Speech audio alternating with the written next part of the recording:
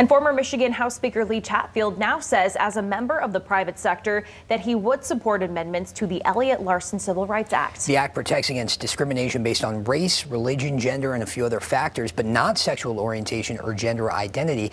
And as Speaker, Chatfield wouldn't support those amendments. After he left office under term limits, he was recently hired as CEO of Southwest Michigan First, a privately funded economic development company that does get some support from the city and county of Kalamazoo. But this week, the city pulled its $10,000 in funding, citing concern over Chatfield's past reluctance to support anti-discrimination laws that would help the LGBTQ+ community. Today, Chatfield said he is following the company's policy of supporting those amendments. We asked him why now when he's out of public office.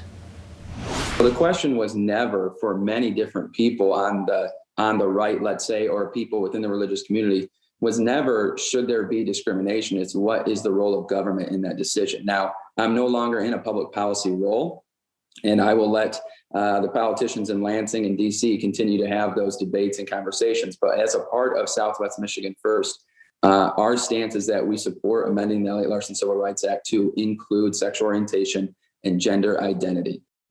Chatfield said his first act as CEO this week was to update the Southwest Michigan First handbook to prohibit hiring discrimination based on those factors, gender identity and sexual orientation. No word on whether that'll convince the city to re-enter their funding. The county is reportedly considering pulling their $75,000 in funding as well.